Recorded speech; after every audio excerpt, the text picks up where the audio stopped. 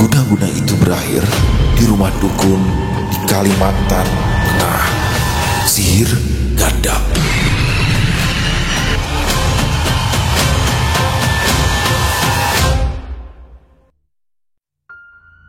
Murung Raya, Kalimantan Tengah, sekitaran tahun 2017. Namanya Deli. Dia merupakan seorang wanita berusia 27 tahun yang sudah bersuami dan mempunyai 4 orang anak. Yang paling besar berusia 9 tahun, yang kedua 7 tahun, yang ketiga 5 tahun, dan yang keempat 2 tahun. Karena jarak usia anak-anaknya yang lumayan dekat itulah membuat rumah mereka tak pernah sunyi dari tangisan, tawa, atau pertengkaran kecil antara keempat anaknya. Dan terkadang Deli juga sampai terbawa emosi setelah mendengar anak-anaknya ribut. Bahkan tak jarang, ia juga sampai memukul anak-anaknya yang berulah terlalu jauh. Namun, setelah amarahnya reda, Deli sering berasa menyesal. Dia tahu bahwa itu bukanlah cara yang baik untuk mendidik anak-anak, tapi rasa lelah, tekanan, pikiran, dan kesibukan sehari-hari sering membuatnya kehilangan kendali. Apalagi suaminya.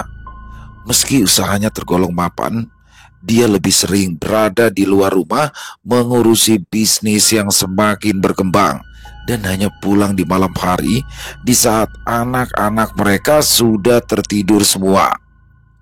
Nama suaminya adalah Agus, laki-laki berusia 40 tahun. Ia memiliki beberapa usaha, di antaranya toko daging di pasar, toko bangunan, dan 3 toko pakaian. Semua usaha itu berjalan dengan sangat lancar hingga membuat hidup mereka berkecukupan. Namun, karena sudah sibuk di luar rumah, Agus jarang punya waktu untuk anak dan istrinya di rumah.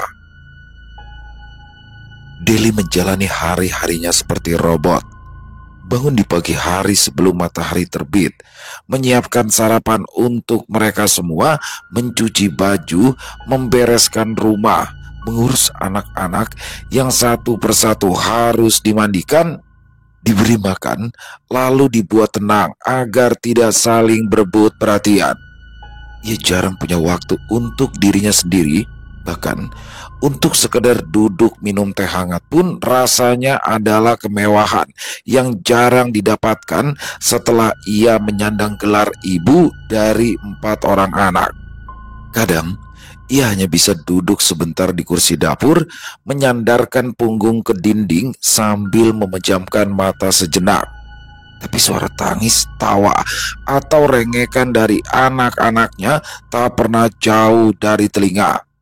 Belum lagi jika si bungsu rewel atau si sulung mulai bertengkar dengan adik-adiknya hanya karena rebutan mainan, dan hal itulah yang setiap hari ia hadapi. Meski begitu, Deli tak pernah benar-benar mengeluh kepada siapapun. Di depan para tetangga, keluarga, bahkan suaminya sendiri, ia selalu menampilkan wajah tenang dan ramah. Tapi di dalam hati, ia merasa sangat lelah. Lelah bukan karena membesarkan anak-anak, melainkan karena merasa harus selalu kuat tanpa jeda. Setiap malam, setelah semua anaknya tidur dan rumah akhirnya sepi, Deli sering melamun di ruang tengah sambil merapikan mainan atau lipatan baju. Dia memikirkan banyak hal tentang hidupnya, tentang impiannya yang kini perlahan memudar, dan tentang rasa rindu akan dirinya sendiri yang dulu. Sebelum menikah, sebelum menjadi ibu, saat ia masih punya waktu untuk membaca novel kesukaannya atau hanya sekedar duduk diam di teras rumah menikmati suasana sore, dia sangat merindukan itu semua. Belum tidur, suara Agus mengagetkan Deli yang sedang duduk sambil minum teh hangat. Belum, mau santai dulu. Memangnya di rumah gak santai? Kan kamu seharian di rumah aja, gak kemana-mana. Menurut kamu yang beresin rumah ini siapa kalau bukan aku? Asal kamu tahu ya, Walaupun rumah ini sudah aku bersihkan berkali-kali, tetap saja akhirnya berantakan. Karena anak-anak itu gak pernah bisa diam, Gus. Nada suara Deli mulai meninggi. Tak mampu lagi menyembunyikan rasa lelah dan frustasinya. Agus terdiam di ambang pintu. Ia sedikit terkejut dengan respon dari istrinya. Dia memang sering melihat rumah selalu dalam keadaan rapi. Saat ia pulang, anak-anak sudah tidur. Kadang bahkan ada camilan hangat di atas meja. Tapi ia tak pernah benar-benar melihat proses di balik itu semua. Ia tak pernah bertanya seberapa berat hari-hari yang dilalui istrinya selama ini. Dili menarik nafas dalam-dalam, mencoba mengontrol emosinya. Aku bukannya marah, aku cuma capek. Kadang aku iri sama kamu, bisa keluar rumah, ketemu orang, ngobrol sama teman-teman kamu. Sebentar aku bahkan gak ingat kapan terakhir kali pakai baju bagus atau sisiran dengan tenang, kata Deli melunak. Ada air bata yang jatuh dari sudut pipinya. Agus mendekat. Ia duduk di kursi sebelah Deli. Untuk beberapa saat, ia hanya menatap wajah istrinya yang mulai tampak lebih tua dari usianya. Dengan kantung mata yang menggantung dan raut lelah yang tak bisa disembunyikan. Maaf ya Del, aku benar-benar gak pikir sejauh itu. Aku pikir kamu baik-baik saja, soalnya kamu tidak pernah ngomong, kata Agus. Deli hanya menunduk, menyeka air matanya dengan ujung bajunya. Bagaimana kalau kita cari pembantu saja, biar kamu gak sendirian urus rumah dan anak-anak. Kasihan kamu Del, aku gak mau kamu sakit gara-gara terlalu capek, usul Agus dengan nada yang lembut. Kamu serius? Dili bertanya. Tampaknya ia cukup ragu karena ia hafal betul dengan suaminya yang tidak suka jika ada orang lain di rumah selain anggota keluarga.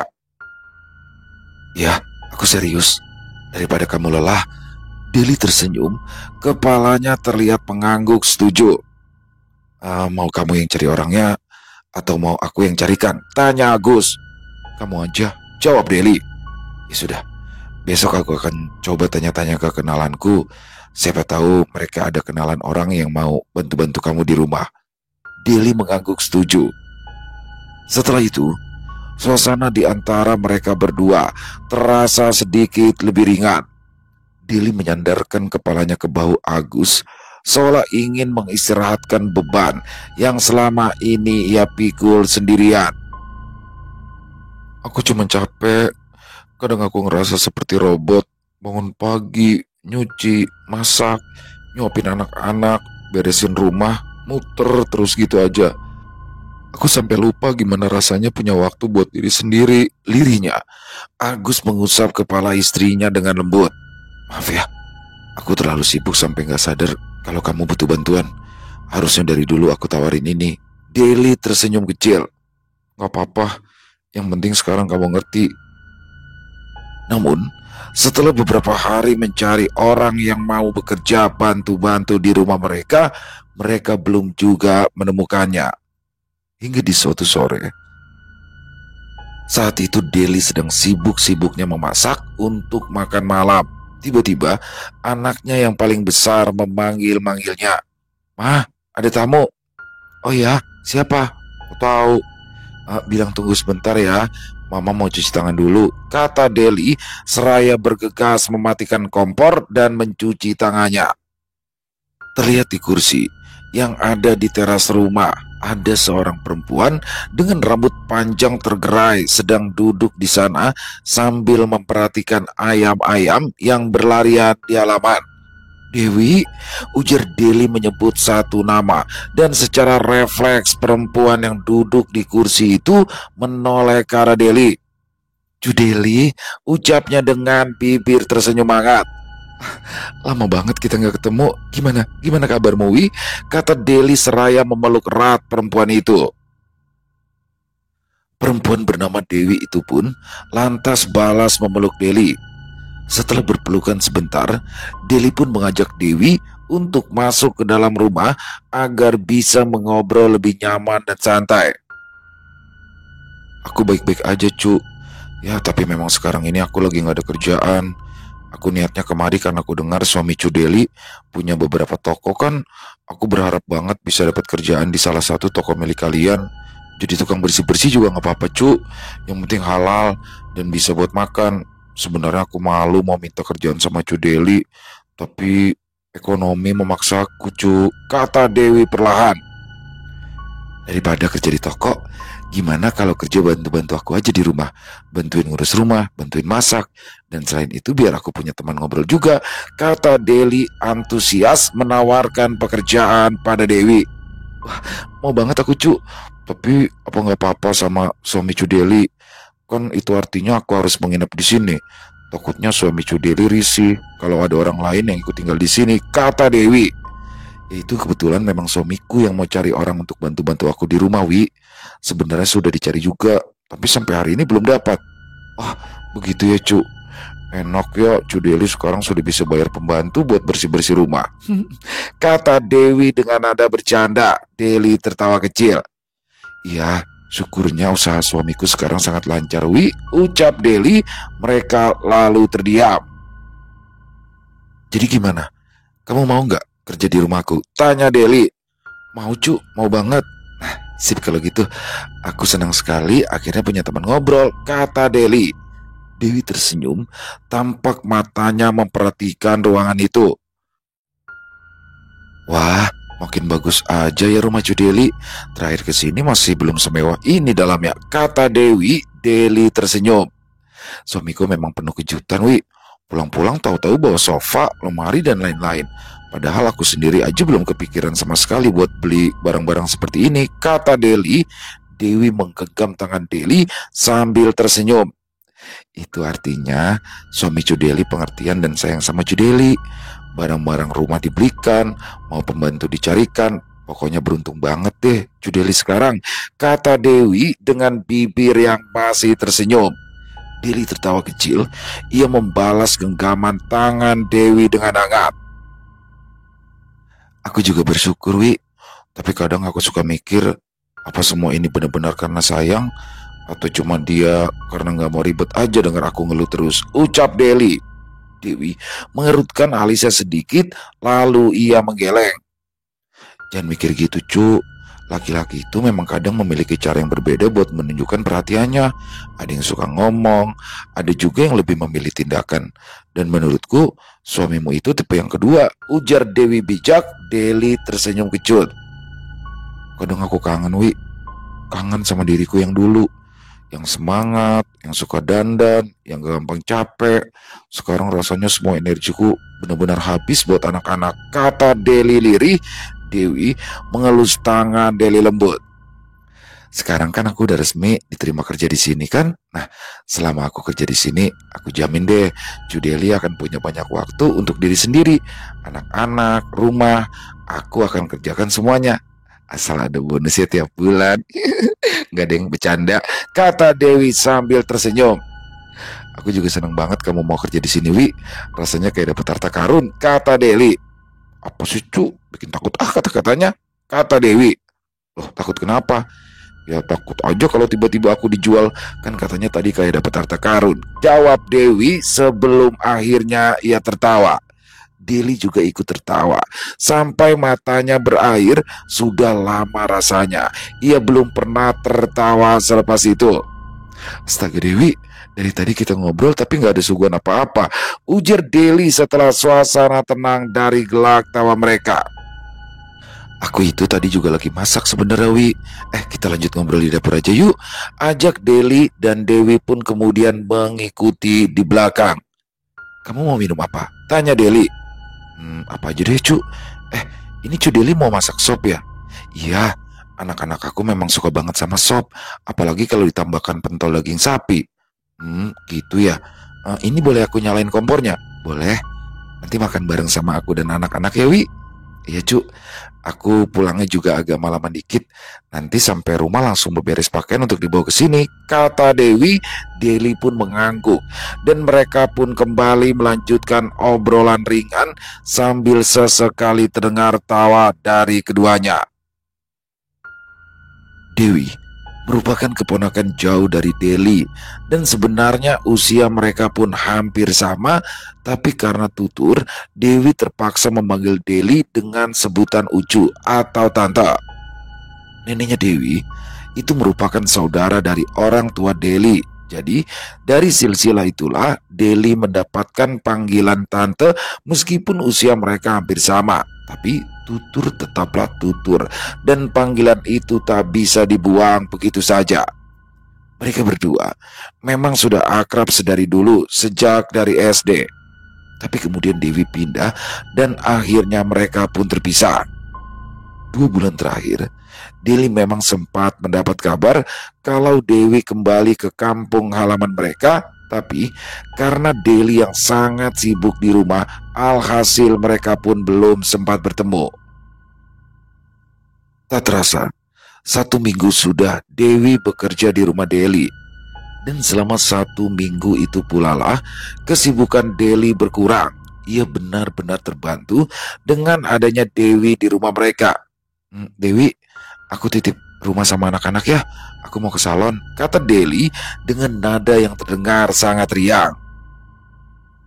Oke, pulang aja, jangan cepet-cepet. Nikmati aja waktu Deli di luar. Kalau masalah anak-anak sama rumah, aman deh di tanganku, kata Dewi sambil tersenyum. Kamu mau nitip apa, Wi? Biar nanti kalau pulang aku belikan. Apa ya? Terang bulan aja deh kayaknya. Yang coklat kacang ya, Cu. Siap, aku pergi dulu ya. Ya, begitulah sekarang Deli lebih sering keluar rumah, jalan-jalan, ataupun sekedar pergi ke salon kecantikan. Saat dia pulang, kondisi rumah sudah bersih dan rapi, anak-anak pun tampak terurus dengan baik. Bahkan sering terlihat duduk manis mengerjakan tugas atau bermain tanpa keributan yang biasanya membuat kepala Deli pusing. Sekarang, Deli merasa hidupnya lebih ringan. Waktu yang sebelumnya habis untuk mengepel, memasak, mencuci, dan mengatur rumah, kini bisa ia pakai untuk merawat diri, menyegarkan pikiran, atau sekedar duduk santai sambil minum kopi hangat di teras rumah. Dan itu semua berkat Dewi tentunya. Namun, bukan hanya pekerjaan rumah yang Dewi ambil alih. Perlahan, Dewi juga mulai mengisi ruang-ruang kecil dalam kehidupan keluarga Deli. Dia mudah akrab dengan anak-anak Deli. Bahkan, si bungsu yang biasanya hanya mau digendong oleh mamanya, kini sudah terbiasa tidur di pelukan Dewi. Agus, suami Deli pun tak luput dari pengaruh kehadiran Dewi. Meskipun mereka jarang bercakap-cakap secara langsung, tapi Deli beberapa kali melihat Agus tersenyum kecil saat melihat Dewi sedang menyuapi anak-anak, atau ketika Dewi menyapu halaman sambil bersenandung pelan. Baginya, Dewi hanyalah keponakan yang baik dan ringan tangan. Ia bahkan sering bersyukur dalam hati karena merasa beruntung mendapatkan bantuan yang begitu bisa diandalkan. Namun tak kenapa, akhir-akhir ini, tepat setelah 3 bulan Dewi bekerja di rumahnya, Deli merasa Agus, suaminya, mulai berubah padanya. Sikapnya jadi dingin, dan bahkan kini sudah tak pernah menyentuhnya lagi. Dia kadang berpikir, apakah itu normal? Mengingat biasanya Agus selalu meminta jatah setiap 3 hari sekali. Tapi Deli tetap berusaha mencoba berpikir positif. Dia terus meyakinkan diri dengan kalimat, mungkin suamiku sedang lelah atau sedang stres karena urusan pekerjaan.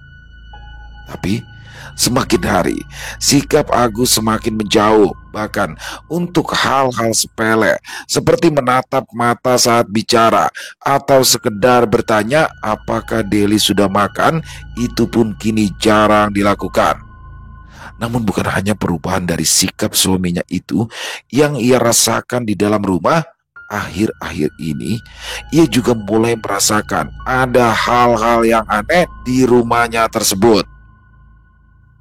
Seperti di malam itu, saat anak-anak sudah terlelap, Deli terbangun karena mendengar suara aneh dari arah dapur. Suara seperti piring yang diseret di atas meja. Pada awalnya, ia mengira jika itu adalah ulah kucing tetangga atau Dewi yang mungkin sedang kelaparan di tengah malam. Tapi saat ia membuka pintu kamar dan mengintip ke arah dapur, lampu dapur masih dalam keadaan mati. Namun di sana, ia melihat bayangan samar seseorang berdiri membelakanginya, rambutnya panjang tergerai, tubuhnya diam tak bergerak. Dewi, ngapain kamu gelap-gelapan di situ? Deli memberanikan diri bertanya, hening, tak ada jawaban. Ya cu, kenapa cu? Ini aku lagi nonton TV, kata Dewi dari ruang depan menyahut. Deli otomatis menoleh ke arah suara Dewi dan saat ia kembali melihat ke arah dapur, sosok tadi sudah menghilang. Deli tertegun, jantungnya seketika berdetak dengan kencang, kakinya mendadak lemas. Bergegas, ia kembali masuk ke dalam kamar, menutupi tubuhnya dengan selimut. Kejadian itu ia simpan sendiri. Dia tak ingin terlihat penakut, apalagi membuat Agus makin menjauh karena mengira ia berhalusinasi. Tapi makin dibiarkan, gangguan itu semakin sering terjadi. Kadang ada suara langkah kaki di depan kamar, padahal semua orang sudah tidur. Kadang juga terdengar suara perempuan tertawa pelan dari arah bawah rumah. Dan dari semua hal-hal aneh yang terjadi di rumahnya, ada satu hal yang paling membuat Deli merinding, di mana saat ia yang baru dari WC melihat Agus duduk di ruang tamu dalam gelap.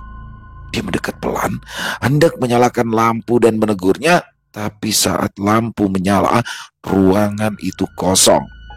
Dan ketika ia membuka pintu kamar, Agus ternyata masih tidur di dalam kamar bersama anak-anak. Deli merasa rumah ini tak lagi sama. Ada sesuatu yang berubah, bukan hanya pada suaminya, tapi juga di sekeliling mereka.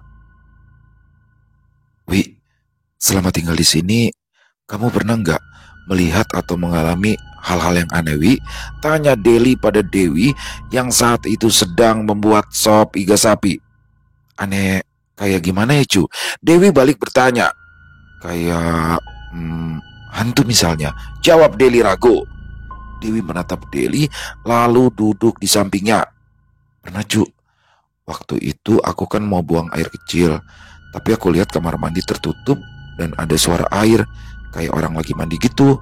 Ya saat itu aku pikir itu Cu Deli yang lagi mandi. Tapi pas diajak bicara nggak ada sautan. Terus pas aku lewat kamar Cu Deli, aku intip sedikit dan ternyata Cu Deli masih tidur sama anak-anak. Badanku langsung merinding, cu. Kejadian itu waktu suami Cu Deli pergi ke Banjarmasin beli sapi, cerita Dewi. Aku juga pernah ngalamin hal-hal aneh begitu, Wi. Tapi aku nggak berani bilang. Aku takut cuma dikira halusinasi. Sama aku juga mikirnya gitu, cu. Makanya aku nggak pernah bilang. Menurut kamu ini kenapa ya, Wi? Dulu-dulu gak pernah loh ada kejadian-kejadian begini di rumah, kata Deli. Dewi menghela nafas panjang, lalu kemudian ia menggeleng. Aku kurang tahu juga ya, cu. Aku gak pernah ngalamin hal-hal begini sih sebelumnya. Aku takut ini kiriman orang, Dewi. Dewi tertawa kecil. Gak mungkin dong, cu. Cu Deli dan suami kan orang baik, gak punya musuh. Masa iya ada yang jahatin? Aku malah mikirnya mungkin aja kejadian aneh kayak gitu normal. Kan setiap rumah dan tanah itu memang ada penunggunya, kata Dewi seraya bangun dan mengaduk sopnya. Tapi rasanya beda, Wi. Aku kan udah lama tinggal di rumah ini. Dulu juga kadang-kadang ada suara-suara aneh, tapi gak pernah sampai separah ini. Sekarang tuh kayak ada yang bener-bener ganggu, kata Deli. Sudah, cu, jangan terlalu dipikirin. Sekarang Cu Deli fokus aja sama kegiatan Cu Deli. Gak usah mikirin hal-hal yang kayak gitu.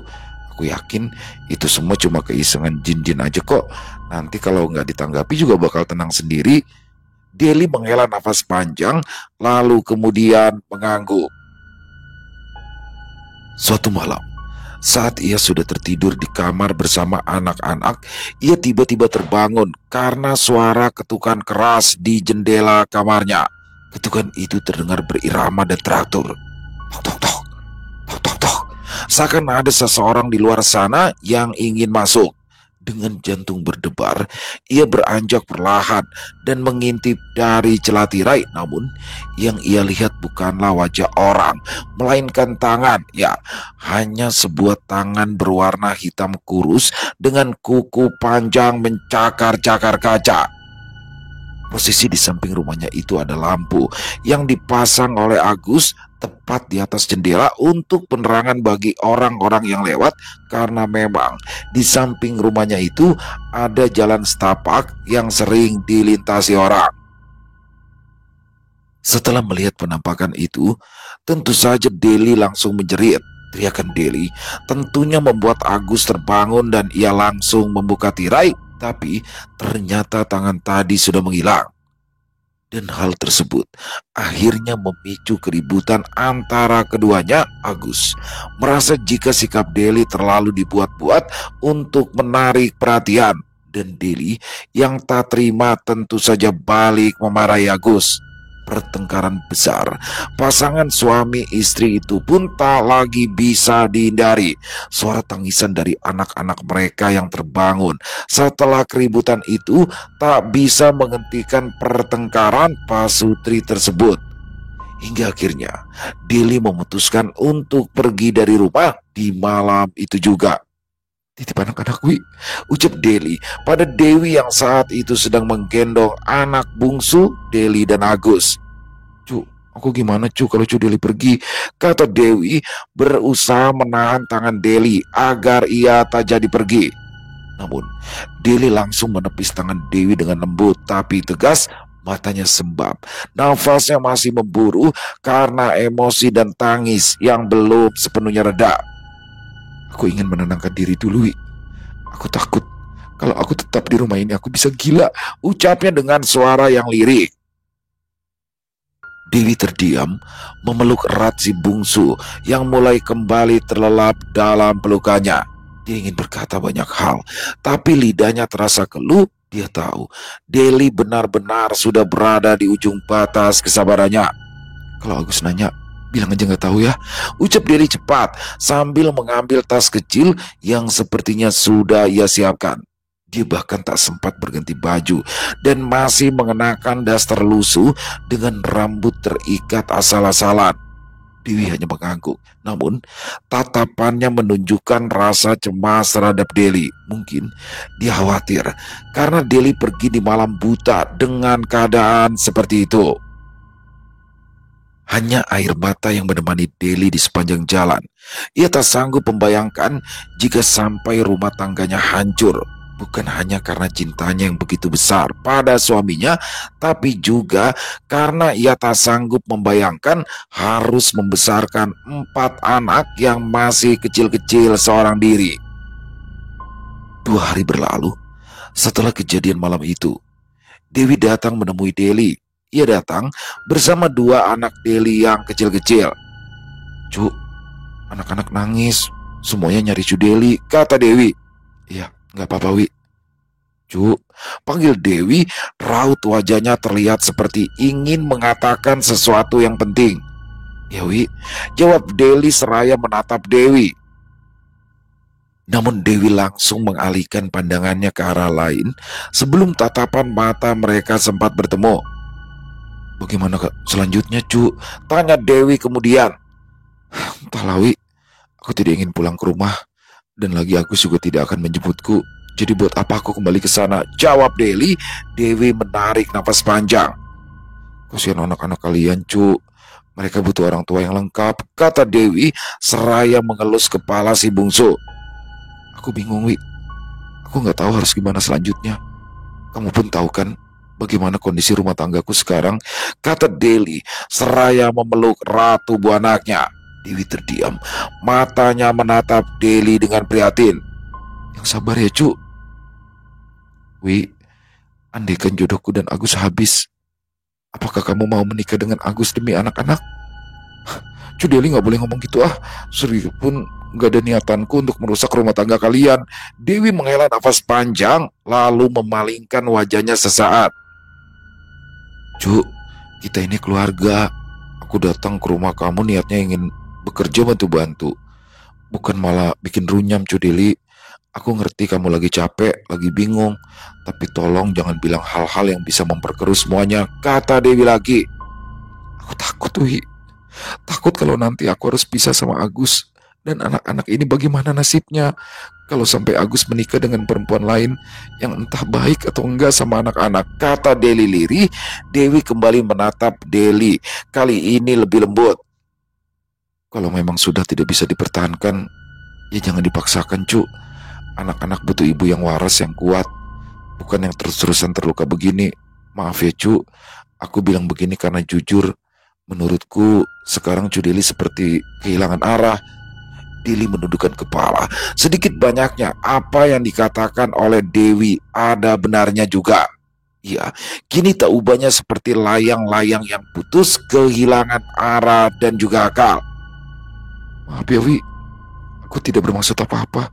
Maaf kalau perkataanku tadi sudah menyinggung perasaanmu. Tapi jujur, Wi, cuma kamu yang cocok untuk menggantikan aku, ucap Deli pelan. Dewi tersenyum. Ya, nggak apa-apa. Cu Deli tenang aja ya. Aku ada di sini buat Cu Deli. Kita sama-sama hadapi semua ini, kata Dewi tersenyum hangat. Deli mengangguk. Setelah Dewi pulang bersama anak-anaknya sore tadi, Deli pun kembali merasa kesepian. Del, ini sayur umbut rotan buat kamu, kata salah satu tetangganya seraya memberikan semangkuk sayur umbut rotan pada Deli. Makasih ya, Yuk. Iya, sama-sama. Del, Deli menoleh. Ya, sebelumnya maaf banget ya, Del. Aku nih nggak ada maksud apa-apa ke kamu. Tapi dari yang aku lihat, kamu kok kayak beda gitu deh sekarang. Beda yang ku maksud ini bukan perubahan fisikmu ya, tapi kayak seperti ada sesuatu yang gelap di sekeliling kamu, Dedel, kata perempuan itu. Deli mengerutkan kening. Tangannya yang tadi menerima mangkuk berisi sayur umbut rotan itu kini menggenggam erat bagian bawah mangkuk tersebut. Apa maksudnya, Heyu? Tanya Deli pelan, berusaha tetap tenang meski ada getaran dalam suaranya. Tetangganya yang bernama Ayu tersebut menunduk sejenak seolah menimbang-nimbang kata-kata itu. Aku tahu kamu mungkin gak percaya, tapi aku kadang bisa melihat hal-hal yang tidak kelihatan sama orang biasa. Sejak kepulanganmu ini, setiap kali aku lihat kamu, aku tuh selalu merasa kayak ada sosok yang ikut di belakangmu, kata Ayu. Deli terdiam sejenak. Apa mungkin itu kiriman orang ya, Yu?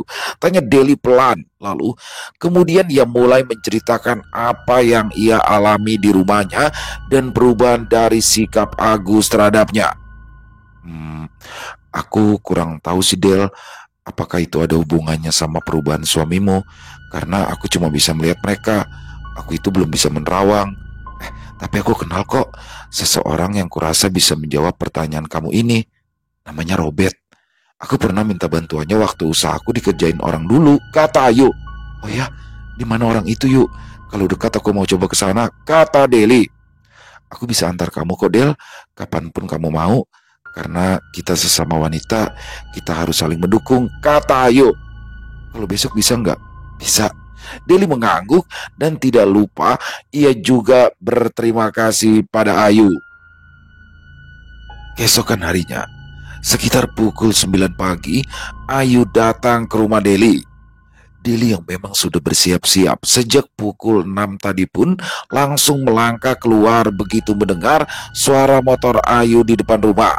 Saat itu, Deli mengenakan jilbab dan baju panjang berwarna abu-abu. Wajahnya tampak lelah, namun dari matanya terlihat jelas sekali ia sangat berharap pada usahanya hari itu. Makasih ya, Yuk, udah mau aku repotin begini, kata Deli setelah berada di boncengan. Enggak lah, Del, kalau aku di posisi kamu juga aku pasti butuh seseorang untuk dimintai bantuan, sahut Ayu dengan senyum menenangkan. Setelah menempuh perjalanan yang lumayan jauh, akhirnya mereka pun sampai di depan sebuah jalan setapak. Ayu memarkirkan motornya tepat di depan jalan tersebut, lalu kemudian mengajak Deli menyusuri jalan setapak itu. Setelah beberapa saat berjalan, terlihatlah sebuah rumah di ujung jalan setapak tersebut.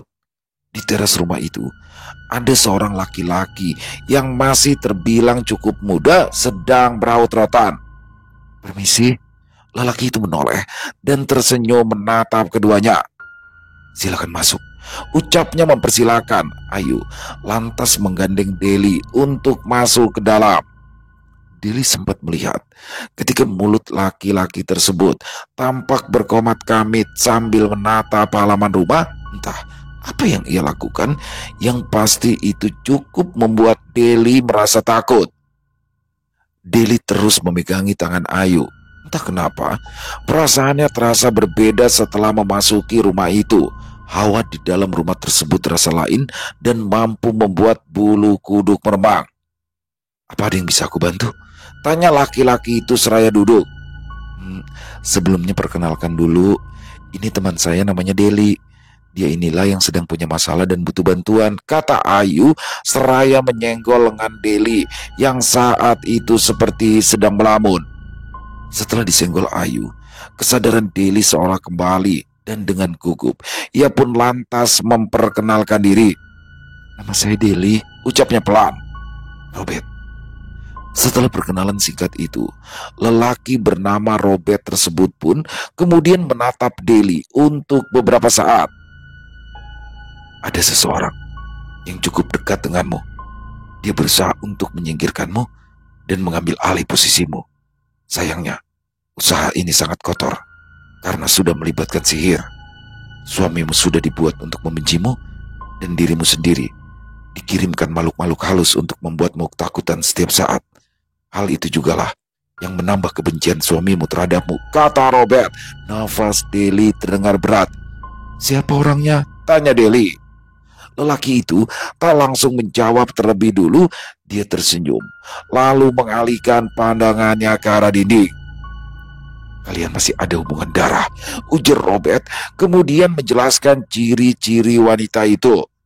Deli terpaku, tubuhnya seketika gemetar, nafasnya tersengal seakan-akan baru saja ada sesuatu yang sangat berat menghantamnya. Tepat setelah ia mendengar ciri-ciri si pengirim sihir yang lelaki itu sebutkan. "Dewi," bisikan nyaris tak terdengar. Robert tak menjawab. Dia hanya menatap Deli cukup lama, lalu akhirnya ia berkata, "Kau sudah tahu jawabannya. Bahkan sebelum kau datang ke sini." Air mata Deli tumpah tanpa bisa ditahan. Ia memalingkan wajah, menutup mulutnya dengan tangan. Perasaan hancur, jijik, marah, dan sakit bercampur menjadi satu. "Kenapa harus dia?" tanyanya dengan suara bergetar. "Aku sudah menganggap dia seperti adikku sendiri," ucap Deli lirih di sela isak tangisnya. "Ya, begitulah manusia. Hal-hal menyakitkan memang lebih sering berasal dari orang-orang terdekat," kata Robert. Tangis Deli semakin kencang, bahunya pun sampai bergetar. Robert menghela nafas panjang sebelum kemudian ia berkata, "Dia memang ingin menjadi kamu. Dia ingin hidupmu, suamimu, anak-anakmu, rumahmu. Dan saat ini, dia sudah mulai berhasil mewujudkan itu semua." Deli mengusap air mata lalu ia menatap Robert. "Apa aku bisa melawannya?" "Bisa." "Aku ingin mereka kena batunya karena sudah berani melakukan hal itu padaku," ujar Deli. Robert menatapnya seraya tersenyum dan mengangguk. "Malam ini, kau akan kubersihkan lebih dulu, agar makhluk-makhluk kiriman itu tidak bisa lagi mengganggumu," kata Robert. Deli mengangguk setuju. Di sampingnya, ada Ayu yang menatapnya dengan tatapan penuh keprihatinan. Ayu dan Deli menunggu di rumah tersebut hingga malam hari. Tak banyak yang mereka lakukan selain bercerita satu sama lain sambil merebahkan tubuh. Sementara itu Robert pergi entah kemana. "Makasih banyak ya Yu, kamu sudah membantuku," kata Deli. "Iya, sama-sama." Menjelang maghrib, Robert menyuruh Deli untuk mengganti pakaiannya dengan kain jarik. Lalu setelahnya, Deli disuruh untuk mengikutinya ke teras dapur. Sementara itu, Ayu berdiri di depan pintu sambil memperhatikan. Deli duduk bersimpuh dan Robert mulai mengguyurkan air ke atas kepala Deli. Saat air itu mengenai tubuhnya, Deli merasakan kulitnya seolah diguyur dengan air panas. Dia bisa merasakan ada uap yang naik dari tubuhnya ke udara. Lalu di guyuran kedua, air yang panas tadi mendadak terasa sangat dingin seperti air es. Dan pada guyuran ketiga, suhu air terasa normal. Sudah selesai, masuklah dan jangan menengok ke belakang lagi, kata Robert. Mendengar itu, Ayu bergegas menghampiri Deli dan memberikan kain ganti. Setelahnya, mereka berdua pun masuk ke dalam rumah. Namun, saat akan melangkah masuk ke dalam rumah, tiba-tiba saja Deli merasa seperti ada seseorang yang berbicara padanya tepat di telinganya. Bahkan nafasnya bisa Deli rasakan. Hal itu tentunya membuat Deli kaget dan secara refleks menjerit. "Kenapa, Del?" tanya Ayu cemas. Aku ngerasa seperti ada orang yang berbisik di telingaku, Yu, kata Deli. Ayu menatap ke arah Robert yang sedang membereskan bekas mandi tersebut. "Tidak apa-apa," kata Robert, dan itu cukup membuat keduanya merasa lega. Setelah berpakaian, Ayu dan Deli pun berpamitan pada Robert. Keesokan harinya, Deli agak sedikit kaget saat dia melihat Agus dan anak-anaknya berada di depan pintu. "Mau apa kamu kesini?" tanya Deli dengan nada sedikit ketus. "Del, aku minta maaf, Del. Aku mau kamu pulang sama aku dan anak-anak seperti dulu lagi," kata Agus. Deli tersenyum sinis. "Nikahi saja selingkuhanmu. Tidak usah meminta aku untuk balik ke rumah itu lagi." Wajah Agus tampak kaget dan panik. "Del, itu tidak seperti yang kamu pikirkan, Del.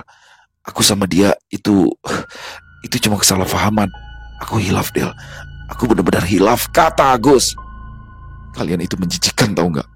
Aku benar-benar jijik sama kalian," ujar Deli seraya meraih tangan anak-anaknya dan mengajak anak-anaknya untuk masuk ke dalam rumah. "Deli, aku minta maaf, Del. Aku menyesal. Sumpah aku menyesal." Suara Agus mulai bergetar, matanya memerah menahan tangis. "Aku tahu, aku sudah menghancurkan segalanya. Aku sadar itu, Del. Tapi tolong, jangan tinggalkan aku." Deli berdiri di ambang pintu, tubuhnya tegak, tapi matanya tampak berkaca-kaca. Dia menatap Agus cukup lama, seolah mencoba mencari sisa-sisa suaminya yang dulu. "Kamu baru mikir anak-anak sekarang? Setelah kamu tega tidur sama keponakanku sendiri?" Suara Deli tajam. Agus menjatuhkan tubuhnya di depan pintu. Ia bersimpuh. Anak-anak yang berdiri di belakang Deli tampak bingung dan takut. Si sulung yang mulai mengerti atas apa yang terjadi hanya menunduk dengan wajah yang muram. "Aku mau kita cerai. Titik," ujar Deli, lalu menutup pintu tanpa permisi. Tepat di keesokan harinya, Dewi datang ke rumahnya bersama Agus. Saat melihat mereka bersama, perut Deli tiba-tiba merasa mual dan ingin muntah tepat di wajah kedua manusia menjijikan itu. "Cu, aku minta maaf, Cu," kata Dewi. Deli meludah. Cu, kita bisa omongin ini baik-baik kan? Jangan kayak anak kecil, Cu. Aku juga sudah minta maaf kan sama kamu," kata Dewi lagi. Mata Deli langsung menyala. Ia menoleh ke arah Dewi dengan pandangan penuh amarah. Mulut kamu itu minta disiram air comberan ya, Wi? Enak banget kamu ngomong minta maaf setelah semua yang kamu lakuin ke aku. Aku dan keluargaku. Pakai bilang aku kayak anak kecil lagi. Oh iya, aku lupa. Dewasa menurut kamu itu kan yang ngambil suami orang itu dewasa kan? Iya kan? Ujar Deli penuh emosi. Del, udah dong, Del. Tolong jangan bikin anak-anak lihat ini semua. Mereka butuh ibunya. Mereka butuh ayahnya juga. Tolong jangan pisahkan mereka, ujar Agus lirih. Kalau nurutin kata hati, sudah kujambak-jambak. Kucabein itu kelamin selingkuhanmu. Kamu aneh ya, Gus. Baru sekarang mikir anak-anak. Saat kamu selingkuh sama betina ini, kamu gak pernah mikir kayaknya. Dasar otak selangkangan, ujar Deli. Dan kamu ya, Wi, kamu tunggu aja balasannya atas apa yang sudah kamu perbuat ke aku. sihir yang kamu kirim untuk aku. Aku jamin akan balik kepada kamu, ujar Deli, lalu menutup pintu dengan kencang. Ia menghela nafas lega dan sangat puas setelah meluapkan amarahnya pada kedua manusia itu. Beberapa bulan berlalu. Saat itu, Deli sudah resmi bercerai dengan Agus dan ia juga berhasil mendapatkan pembagian harta Gonogini. Dari situlah Deli mulai membuka usaha untuk menafkahi anak-anak dan dirinya sendiri. Sementara kabar Agus sekarang, usahanya mengalami penurunan dan kabarnya Agus juga kehilangan banyak uang karena dibawa kabur oleh Dewi. Tapi ada satu kabar yang sangat mengejutkan Deli, yakni ternyata Dewi pernah terlibat 4 kasus yang sama, yaitu berselingkuh dengan suami orang. Dan ia pulang ke kampung halamannya itu pun ternyata untuk menghindari bekas selingkuhannya yang ingin membunuhnya karena Dewi sudah membawa kabur uang-uangnya. Deli tak pernah menyangka jika Dewi sekacau itu sebelum datang ke rumahnya. Tidak hanya merusak rumah tangga orang, tapi Dewi juga menggunakan sihir ilmu hitam untuk menyingkirkan para istri sah dari rumah mereka sendiri.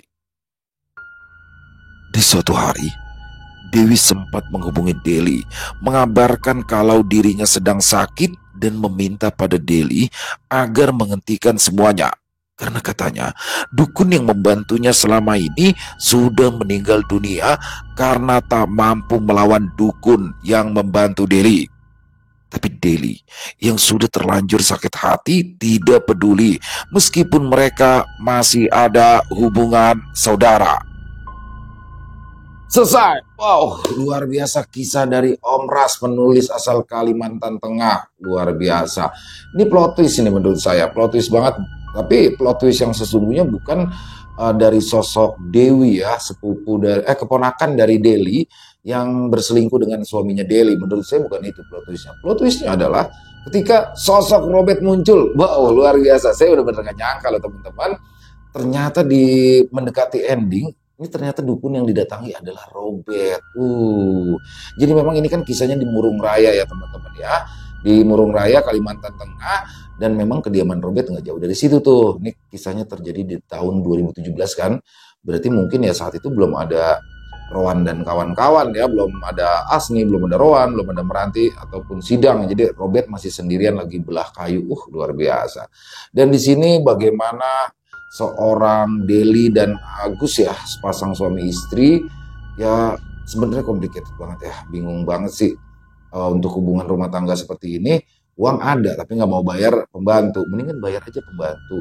Dan menurut saya juga pembantu kan nggak harus tinggal di rumah itu, jadi bisa aja sih di kontrakan rumah ya, atau disewakan rumah yang deket-deket gitu, nggak begitu jauh, nggak harus tinggal di rumah itu.